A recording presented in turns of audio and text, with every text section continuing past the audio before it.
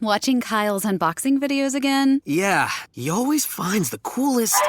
No way! A robot dog? Gotta ask where he got it. Or use your Samsung Galaxy S24 Ultra. Just draw a circle around the dog on your screen, and it shows you where to buy it right in the app. Whoa, I just learned a new trick. And that for once, I beat Kyle to the next big thing. Circle it, find it with the new Galaxy S24 Ultra and circle the search with Google. Get yours now at Samsung.com. Internet connection required. Results may vary based on visuals. Last week on Fill in the Blanks, we're talking to the best of the best, and this is something that really saves lives. There's no such thing as deceptive body language. We're learning to see what somebody's feeling on the inside by looking at the outside. One of the first things you're going to look for is the differences in comfort and discomfort. And when you see someone going from comfort to discomfort, they'll start doing little things like this with their hand. It seems like we don't value critical thinking as much as we used to. There is so much media coming at people, and they're being informed how to think so often. Social media, for me, has made a big mess of America. I think it's the most dangerous time we've lived in. Welcome back to part 2 of using body language and nonverbal cues to get to the truth. You know, Mark, what you were saying earlier, I think is something people need to get is what you were talking about, tucking the chin in and going into closed body position, is a very primal response. I just adopted 2 pups, and when they first came in, you know, they were pretty skittish, and in about a week, they were willing to roll over on their back, all 4 paws in the air, expose their soft underbelly and stuff. At that point, I knew, okay, these dogs are comfortable here. They're at home. They're exposing their soft underbellies and their necks and stuff. And I said, okay, these dogs have found their forever home. They're happy here now.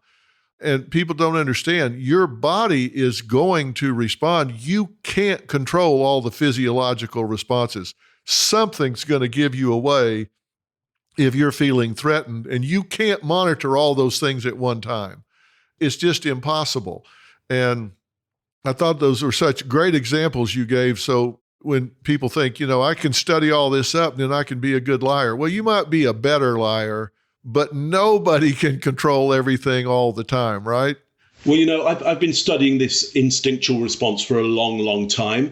And I did go and take a look at some Japanese monks who had trained themselves that under an ice cold waterfall, their temperature would not reduce. They wouldn't start shivering, essentially. And so this was an amazing thing because it's like, okay, so these people can control their instinct. Well, here's the thing. You couldn't surprise them. If you run up behind them and chuck an ice cold bucket of water over them, they start to shiver. If they knew that the trigger was coming, they could prepare. But if they don't know the trigger's coming, then they can't prepare, and they're in the same sea as the rest of us. And that's what happens under stress and pressure. If you can put somebody on the right stress and pressure, they're not ready for it. Their body will dissemble and they'll start informing you of what's really going on. Greg, you had something to say about this. Yeah, there are 2 points. You talk about soft white underbelly in your dog, but humans are the only creatures that walk around with it exposed. And so we need to create exoskeletons with our elbows when we're panicked and those kinds of things more than any other creature. And the second one I would say is if you know body language, it's not always a plus. I did a History Channel special back before Abu Ghraib broke, where we took people in and interrogated them. And the way I broke one of the young women there was I educated her what I was looking for. And every time she would do it, I would say, and there you go, you're lying again. Oh, and there you go, you're lying again. Oh, and there you go, you're lying again. And she just finally said, okay, I can't hide that, so I'll give up. Yeah, you just make them self-conscious about it at that point. And it magnifies because all that fight or flight then comes to the surface again and stuff starts leaking. And you're watching for all that and you're pointing out that fidget with the fingers, that adapter, or that our illustrators are out of sync with their sentence, and they can't hide it anymore. And that's the one thing to look for. You could teach a whole body language course on just, is that person hiding or protecting arteries or belly? And that could be just if I had to give a 1-sentence description of this is how you read a person and it was an emergency, that would be it. Yeah, exactly. Well, exactly that, Chase. I pretty much designed all of my work on trust and credibility around the idea that we're upright hominids. And we're descendant from ground-dwelling mammals. If you think Darwin is correct, we're descendant from ground-dwelling mammals that stood up on the plains of Africa. Didn't take a day or so, took millions of years. And those upright hominids were now exposing their belly because there was an advantage to be able to see distance over the plains. I could see way ahead of time if a predator was coming, or if a potential mate was coming, or there might be food over there. I win an advantage. There's now a disadvantage. I'm not protected around that belly area. So now a lot of my thought has to go to, am I safe around here? Do I want to let people know that I'm open, I'm unarmed, and I'm unprotected around there? So a lot of our behavior goes right back at least 5.5 million years, in my view. So it's old behavior. You can't stop it. You can countermeasure it. But even then, if I surprise you, your chances are very, very low of being able to be deceitful if I can surprise you with the stress and pressure. So if I would add one thing to that, what I always say is our systems are really primitive. And Scott, you'll have an answer to this one over the amygdala. Our brains are designed to find threat and then to respond to that threat. And it doesn't matter, and I'll just say it the way I would usually say it, it doesn't matter if it's a tiger chewing your ass or your wife chewing your ass, you're going to respond the same way. You're going to ramp up and you're going to have all that adrenaline flow and you're going to do something. And your thinking brain is going to turn off and you're going to respond. That's why we say stupid things to people we love when we're in that kind of argument, because that brain is primitive and it's taking over. So in an interrogation situation, you can come up with questions and design your questions to elicit that behavior. And once you see that behavior, as they start to protect themselves as a person, as a human, then they start protecting themselves, not just physically, but emotionally, and what have I said, and them in their social, how they look socially. So it's important to create questions and create your questioning or form your questioning around things that are going to pop off their fight or flight, get them fired up and start moving around. Yeah, and people don't realize we only have one arousal system. It's the same whether we're at the football game and excited for our team, or we're threatened in a back alley, or we're tense and stressed under interrogation. We've got this one arousal system, and it's going to react when it's triggered. And we just don't flip it on and off. It flips itself on and off when our mind is telling us what it's telling us. That brings me to a question for you, Mark, because we talk about how we spot people if they're lying, trying to pull the wool over our eyes. But one of the things that all of y'all attend to, and Mark, you in particular, is telling people what they can do to put their best foot forward, how to present with the most confidence and the most credibility whenever they're presenting themselves in a social situation or a professional situation. What are some tips that people can take away that can give them the confidence to build their credibility, project the confidence, increase their persuasiveness in their communications when they're putting themselves out there? Yeah, so let me give you my number one, and I basically built my career in this, around this, which is the biggest indicator, the biggest stimulus for another human being that you are credible and you can be trusted, because that happens in their head immediately as you approach them. They're in their head going, how good is this person, do I think, for me? Do I think they're going to be helpful to me? Are they a friend? Are they a threat, a predator? Are they a potential mate for me? And if they're none of those three, I'm indifferent to them. They don't really count for me at all. The biggest trigger for friend is open palm gestures at exactly navel height. Just open palm gestures, no tools, no weapons, nothing in my hands, and exposing that belly area right at navel height.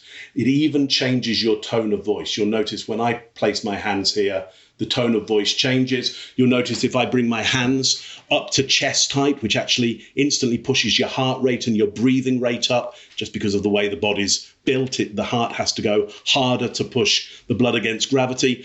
You'll hear a slight intonation change to me. As I drop my hands down here, you get a very different intonation change. And that's not anything I'm putting on. My body naturally does that. So just open palm gestures, navel height. It's great for trust and credibility. Yeah, it's astounding. I talked before about primal in tucking in your chin and going into closed body position. That's read the same way with animals, right? You approach a dog that can be threatened if you go at him like this, but if you go open palms down, then the dog doesn't see you as a threat near as much as he would in any other posture you can present, because that's not a posture from which you can mount an attack. So even that is a primal sort of communication. Well, especially with dogs, because dogs grew up around us. I mean, literally, they evolved, they were domesticated with us. So we share limbic resonance. That's why we're around dogs. And just like you and Scott here and Greg and Chase, we all have dogs. And my guess is all of us at times go, God, that dog's really kind of human. That's like a real human being. Biologically, it's nothing like us at all. Exactly. Nothing like us whatsoever. The genetic difference is so huge in reality. But the limbic brain is very, very simple, very similar. It has a social mammalian brain that grew up alongside us. So the triggers are really similar. And so we tend to call them out as human beings and go, they're really human. I'm sure dogs look at us and go, I think that's a dog. That's a dog just like me. I'm sure they don't think we're human. I'm sure they think we're kind of these odd, upright dogs in reality. I think one of the important so. things that we should cover is how your brain gathers that information, and that we're seeing in open palm gestures and the behavior we're seeing in people. We've got three parts of the brain that we always deal with when we're gathering information. You have the fusiform gyrus, that's right in here, and it's about 1/4 inch in. And that's what collects all the little things you see in somebody's body language, and from situationally as well, not just the little movements they make in the corners of their eyes and their way their shoulders might move. And then you have all that collects the little things. Then you have the mid-temporal gyrus that's a little bit up this way, and that collects all the big moves, all the big body language moves. And then these two things, as they collect this information, send it back to a thing called the locus ceruleus. I know this is horrifically boring, but I think it's important. We should go over it. So it sends it back to the locus ceruleus, and that's what gives you the gut feeling, or the most powerful thing in the world, the women's intuition, because it starts sorting through this information and starts comparing it to everything you've ever dealt with before in your life, or everything it's ever seen in other people that you've ever dealt with in every situation. That's why sometimes you'll bring someone home from an old army buddy or someone from college or high school, and you'll say, honey, this guy is my buddy from high school, and you're going to love him. And he's going to come over Saturday, we'll eat and watch a movie. So you all cook and eat, and your wife loves him, and he's the nicest guy in the world. You guys had the best time. And by the time it's over, your wife's been really nice to him up to this point. No sooner does it, as you're hugging the guy, oh man, it's good seeing you again, Phil, or whatever his name is, and then you send him out the door, and the next thing you know, your wife turns to you. No sooner does the door shut than she looks at you and says, don't you ever bring that back in this house again. Do you understand me? And you say, well, what's wrong with him? He's one of my best friends ever. And she says, I don't know. There's something not right about him. That's because her locus ceruleus hasn't quite yet put that information together and given it to her. It'll come to her in the shower or when she's driving or something she's doing all the time. Her brain's just sitting there and her body's doing something. But that's where that information is gathered, and that's where that female woman's intuition comes from. And as men, we get a gut feeling. I think that's an important part of what we're talking about, the neurological aspect of it. Yeah. Sure. Yep. And what's fascinating is that mammalian brain that's down there processing this stuff is incapable of human language. So it can't send us a text message and say, well, the blink rate went up. He started doing this. He covered his groin when he was talking about his credit score or whatever. But it's an emotion communicator. So the gut feeling cannot come through in English because it's been doing that for so long. Right. And when it gets to trust and credibility, if there's one thing that fear makes our bodies do is it speeds them up.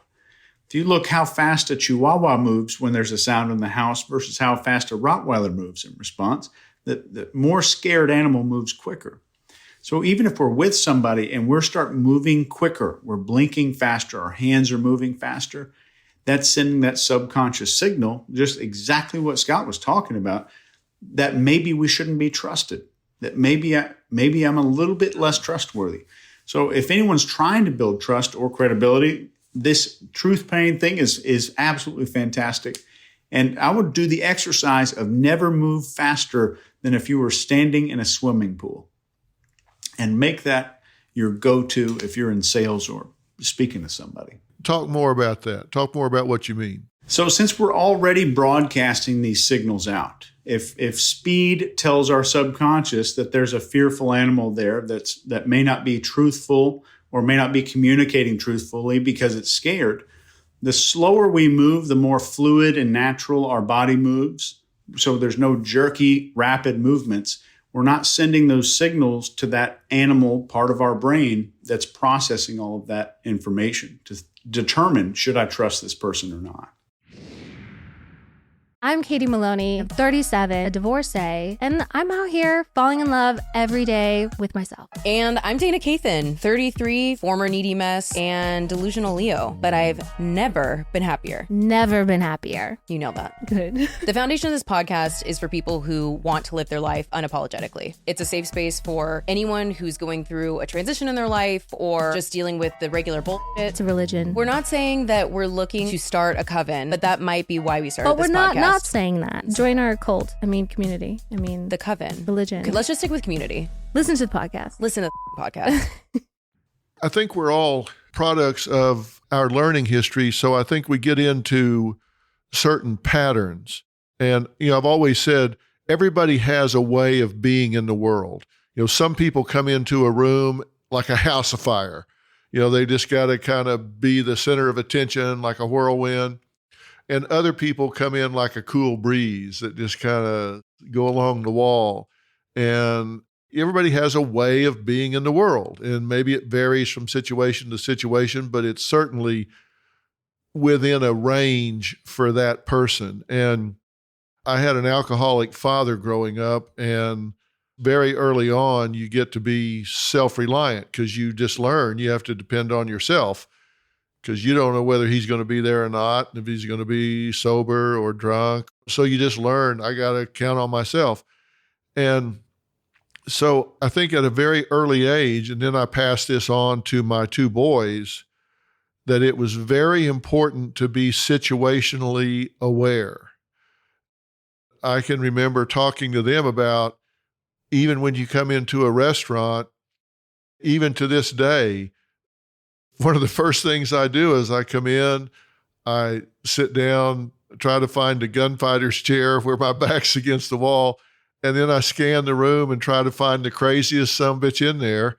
And, it's like, if there's going to be trouble, it's going to be over here with this guy. Right. Really, I scan the room and see if there's danger in the room, it's probably here or probably there. And, I always hear people say, you can tell, watch their eyes. I watch people's hands. I've never seen anybody stab somebody with their eyes. I watch people's hands. And just from the time I was 12 or 14 years old, I've always been where I scan and I'm situationally aware. And then I taught my boys to be situationally aware. My son Jordan just got off tour. He opened up for the Jonas Brothers. They did like 100 dates, like 75 in the U.S., and then went to Europe. And I went to some of his shows. There's like 25,000 people in American Airlines Arena, and he's on stage up there, and he's got security around him getting him in and out because they're just going insane. It scares me to death. And I asked him, how are you doing with situational awareness? And I was glad to hear him say, I do scan the crowd and see if anybody's like really out of control, and we have exit corridors and ways out, because I look at what happened in Paris at the concert. They shot the place up and stuff.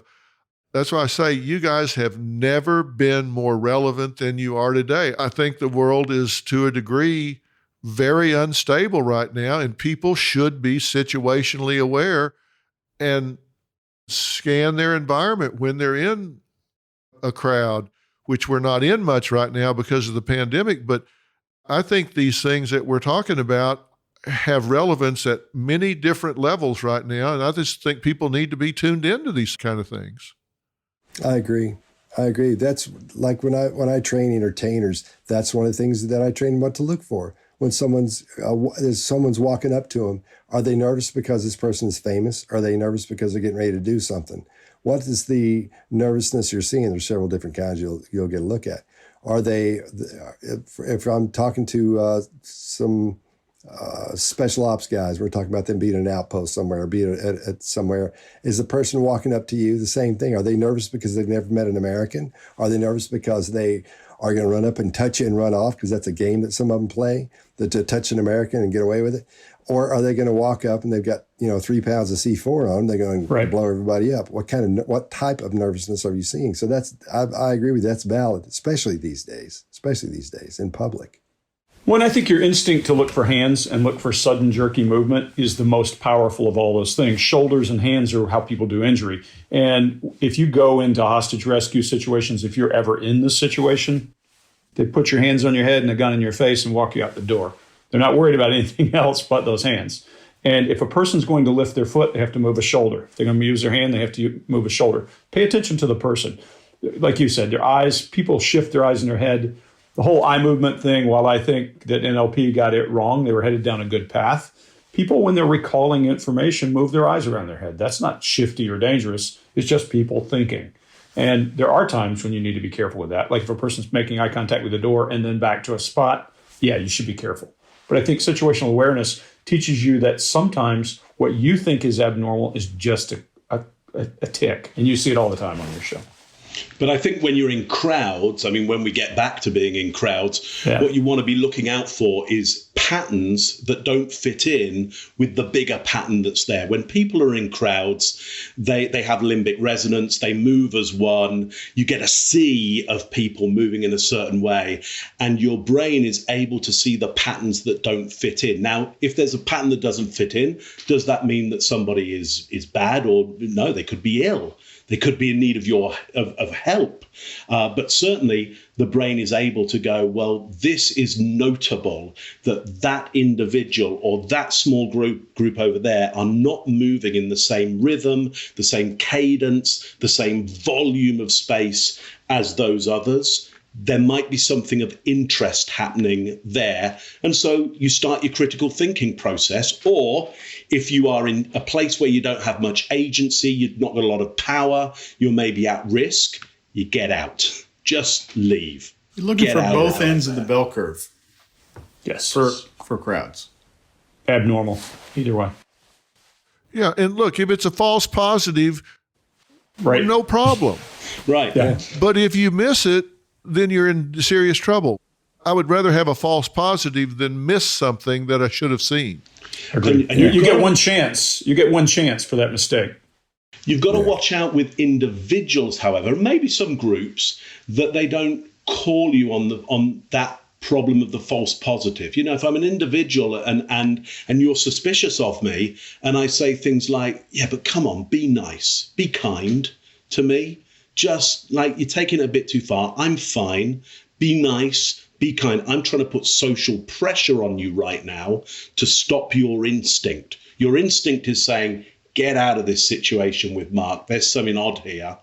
Somebody who's trying to manipulate you will know that if they put social pressure on you, it might calm down your instinct, or it might be enough that you ignore your instinct. So watch out for people who say, just be nice. I'm a good person. Be nice. Be kind. That's often manipulation. Back to that resume statement. That happens more than people realize. Oh, yeah. Mm-hmm. Yeah. Manipulators especially. I mean, the psychopaths that Scott's so fond of talking about, those people are really good at looking glossy, reflecting back into your face what you need to see, and making you feel really good about yourself while you're talking to them. And people fall for that all the time. Yeah. One of the things that I think is very, very powerful that we haven't talked about is the power of language. Scott, you mentioned internal dialogue. And I think that what we say to ourselves is so powerful in what our experience is in life in general and in a given situation. And I see people a lot catastrophize in their language. You'll hear them say, oh, I just had a horrible day, or, he was horrible to me, or this was a terrible situation. This is the worst thing that ever happened in the world. And I'm thinking, you know what? I've walked through the burn unit at Parkland in the children's wing where 7-year-old girl has full depth burns over 80% of her body. That's horrible. The fact that somebody was rude to you at Walmart, that's not horrible. That's annoying. That's not horrible. But you hear people say, oh, it was just horrible. It was just horrible. And when you say that to yourself, one or two things are going to happen. You're going to say it so much that you attenuate and don't react, or you're going to respond as though, oh my God, this was really horrible. And then when something does happen that's horrible, you're going to go completely off the grid. And I think the language, the things that we say to ourselves, when we lie, not to other people, but to ourselves, we can really give ourselves a bad message and put ourselves in fight or flight, put ourselves in a funk, put ourselves in a situation when we haven't told ourselves the truth at all. I think self-pity is the number one poison for people. I worked SEER, I worked Green Beret School, that kind of stuff. You could always tell the guy who self-pitied would fail, always. It's the guys who would say, yeah, this sucks, but so what? And keep moving. And they never told themselves how bad it sucked. They would just gut up and move on. Self-pity destroys people. I had a mentor who once told me when I was about 19, and I grew up with a little social anxiety, and he said, if somebody else talked to you the way that you talk to yourself, you would knock their teeth out. Yeah. And that changed me instantly when I heard that. Yeah, what a good way to put it. Beautiful way to put it. So yeah, I look at the self-talk in this way, and that I'm always interested around how we self-talk about other people and use the word is. So, Dr. Phil is X, Scott is this. It's they definitely are. There is no equivocation. It's just, I've got them. I know who that person is. And what I like to do in my self-talk is add the word maybe to the end of that.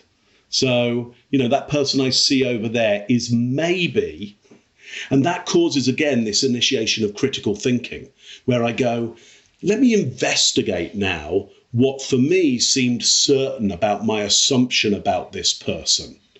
So just adding perhaps, maybe, or the idea of yet to the self-talk gives you more room to explore that there might be more possibilities for you and other people.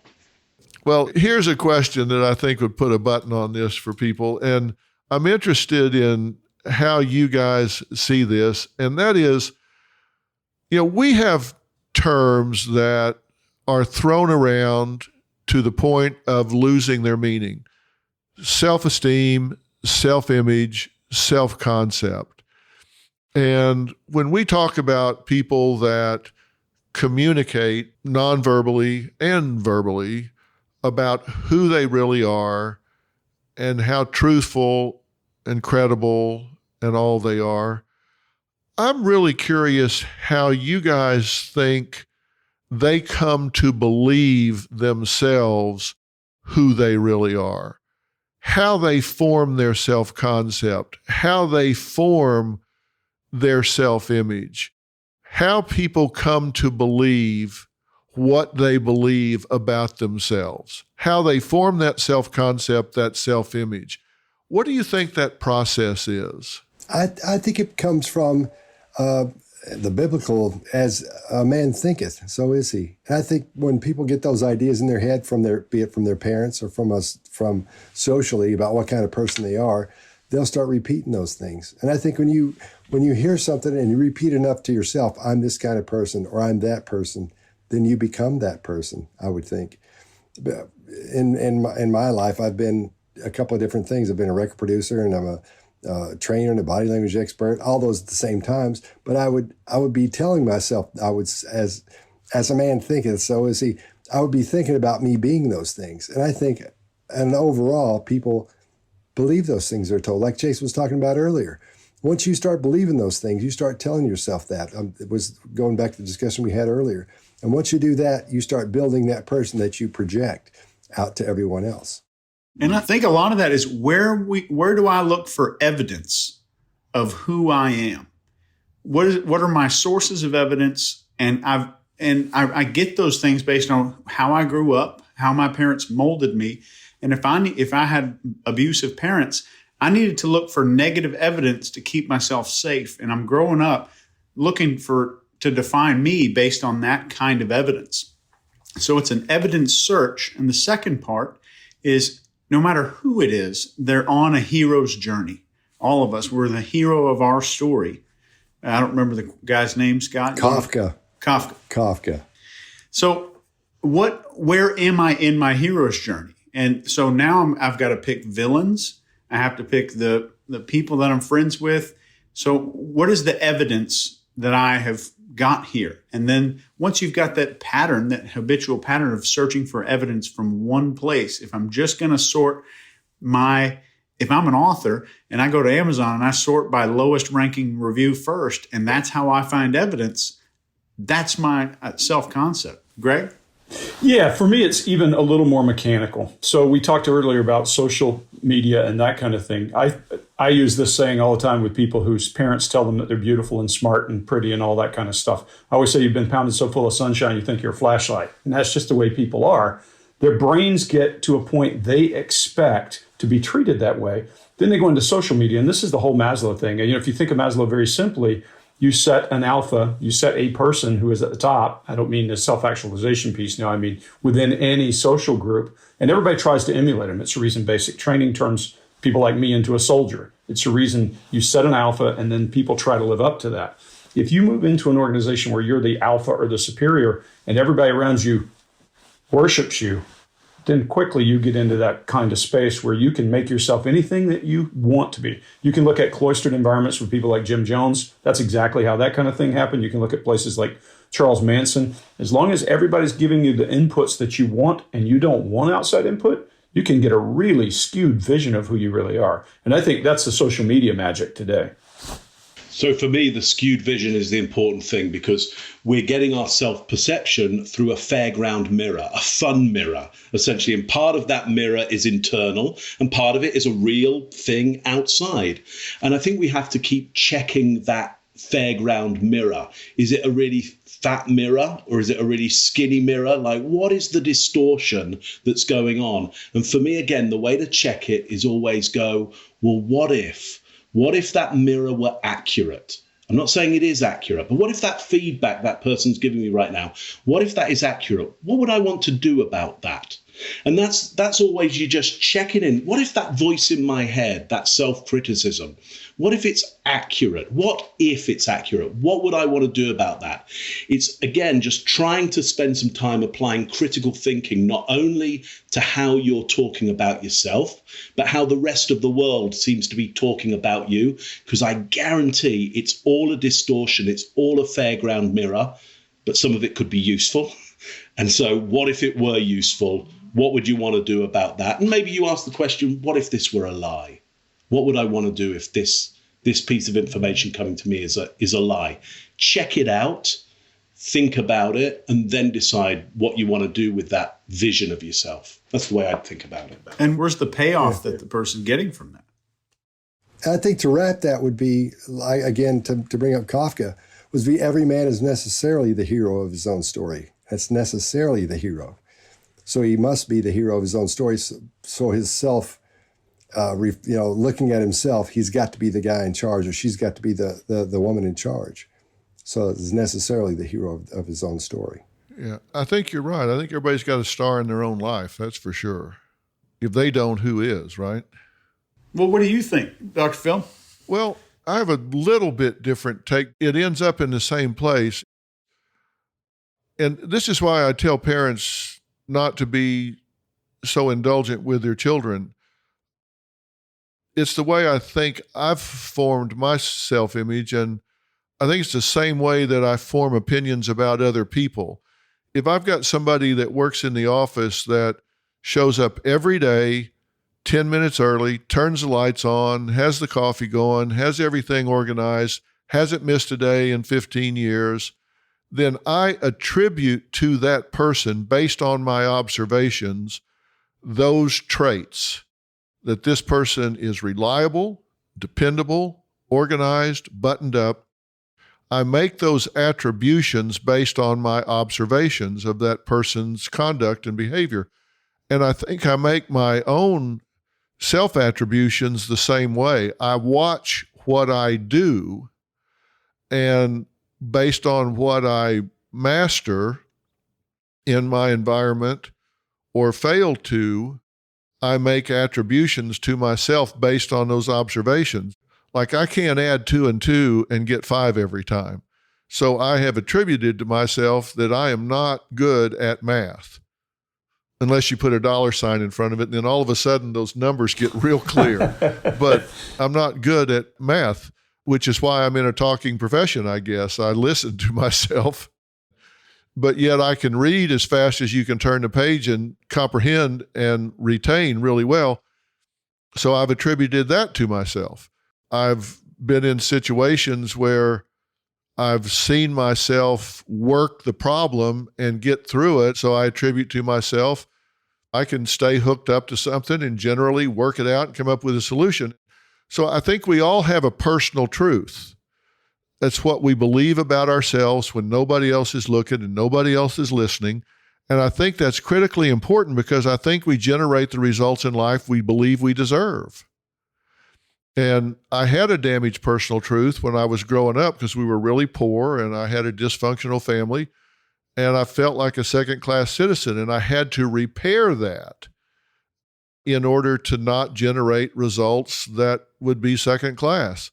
But I think I observed what I did, and based on that, I made certain attributions to myself about certain competencies, and that defined my self-image and self-worth, which then drove my internal dialogue of telling myself what I could do and not do.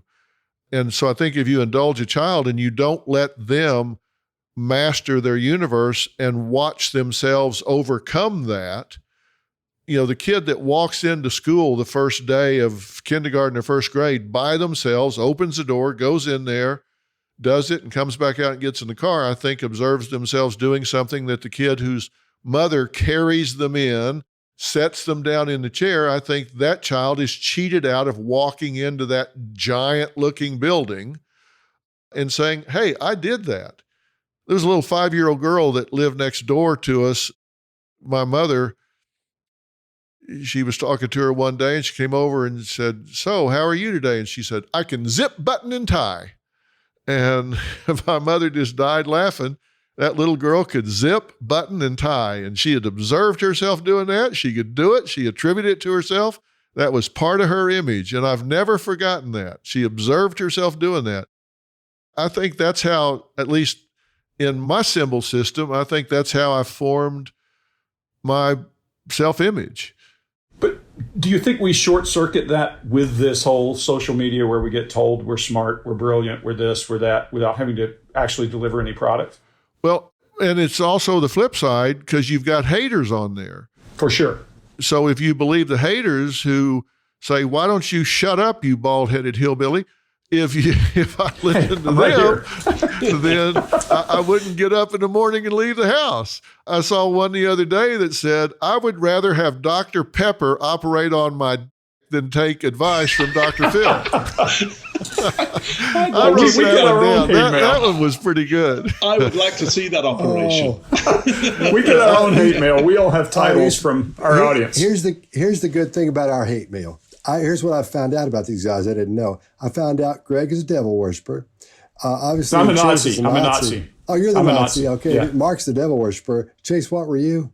I'm getting paid off by the Biden campaign. Oh, that's right. That's right. And the McCanns are paying me. Yeah. So we're all. I learned a whole lot about us just from the people who comment about what kind of lives we really lead. Fortunately, I've never had the need to be loved by strangers, so Same. We don't either. We're in the wrong profession for that. So. Yeah. Oh yeah. Yeah. We're hated by a lot of people, but not loved by a lot. Eddie Murphy said that to some talk show host, and he says, if you read all those good reviews for when you do a movie or when you're acting, and you believe them and they make you feel good, then the bad ones become just as powerful. Yeah, exactly. Yeah. Joe Rogan says about his comments, when he was talking to Bill Burr, Bill Burr said something about the comments, and Joe said, "Don't go in there." So when Yeah, exactly. exactly. Don't go in there. It's ugly. It's ugly. Yeah, it gets ugly quick. Well, Joe Rogan is my son Jay's best friend and a good friend of mine. And yeah, he's not a believer in reading all that stuff. But I think that you got to make up your mind about who you are. And when I was in high school, I went through sophomore, junior, and senior year at Shawnee Mission North in Kansas City, and we never lost a game. We were undefeated for 3 years, and our coach told us every day, don't you believe what you're reading in the newspaper because you ain't that good. You're not that good. You're not that good. And I guess so when I was 15, 16, and 17, I got a lesson. Don't believe the press. Just work hard, keep your head down, and stay focused. And that was a good lesson to get at a very young age. Nice and grounding. Yep. I think people need to think about how they actually form their self-image, and then that's what they project with all this body language and word choices and everything that they put out. So, well, guys, I could talk to you guys for another 5 hours, and hopefully you'll be willing to do this again sometime. We'd love to. Yeah. And hopefully Thank you. you'll let me be a guest with you guys sometime. Anytime you're ready. We'll talk about it. We'll get back to you. I'll have somebody call you. Yeah, we'll have our Lindy call you. We have a Lindy. We're going to have her call you. Well, you just pick the time and day and write it down in ink because I'll be there. Lovely. All right. Well, I'll let you know. I'll let you know. Yeah, I it'd be promise. great to have you. So, It'd be great to have you. That'll be great. I'm continuing to track you guys on the internet, and I'm going to put links to all 4 of you on drphil.com, on my Facebook, on Fill in the Blanks podcast page, and everywhere else I can plaster it for everybody to find you guys. And listen, to the listeners and viewers, these are very intelligent guys. They know a lot of big words, but they do their best not to use them. They talk in plain language that is interesting things that you can use at work, at home, with your family, and parenting in every possible way that you can imagine. This is very much enriching to your life. And I've been studying communication, interrogation, deception detection, everything for 30 years, and I learn something every time I get online and listen to these guys. After 30 years, I learn something every time I tune into them. So I'm sure everybody else out there will as well. I highly recommend you make them part of your online experience, and they've got great books to read. I can't say enough about how much they'll enrich your life and your communication. So guys, thank you so much for being part of Fill in the Blanks, and I hope to see you on the show again very soon as we try to crack another interesting case. Thanks, Dr. Phil. Thank you so much. We really What a appreciate pleasure. Thank you. Yeah. All right, guys, we'll talk to you soon. So long. Good to see you. Bye. See you today. All right. Bye.